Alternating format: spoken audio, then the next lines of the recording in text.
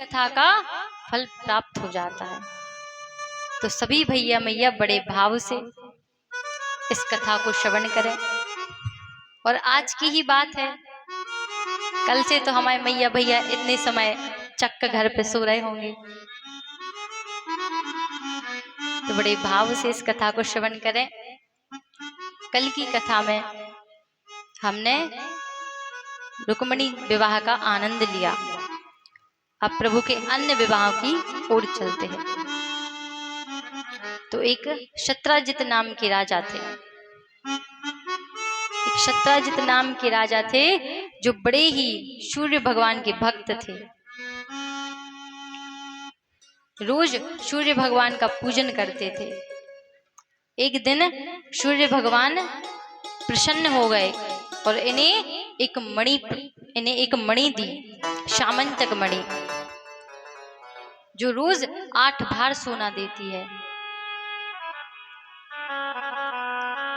जब राज्य में पता चला कि शत्राजित के पास सामंतक मणि है, तो सभी शत्राजित से कहने लगे कि शत्राजित, इस मणि को तुम भगवान कृष्ण को दे दो। शत्राजित ने कहा कि भगवान की पूजा हमने की, उपासना हमने की, और ये मणि उन्होंने हमें दी है, हम ये भगवान श्री कृष्ण को क्यों दें। तो एक दिन शत्राजित का भाई प्रसेन उस मणि को अपने गले में धारण करके जंगल गया शिकार खेलने। ये तो महाराज किसी का शिकार नहीं कर पाए, और शेर ने महाराज इन्हीं का शिकार कर लिया। शेर ने प्रसेन को मार दिया और उस मणि को मुंह में दबा के आगे ले जाने लगा।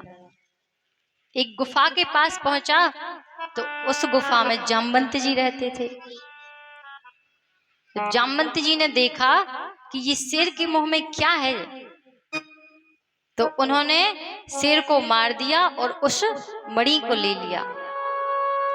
मणि को ले जाकर अपनी पुत्री जामवंती को दे दिया।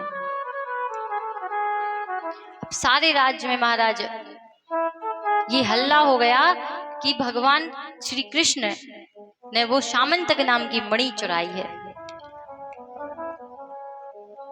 शत्राजित ने अपनी पत्नी से कहा कि देवी, पता नहीं है, बस थोड़ा सा शक है, शंका है कि हमने ये मणि कृष्ण को देने से मना कर दी, तो हो सकता है ये मणि उन्होंने चुरा ली होगी।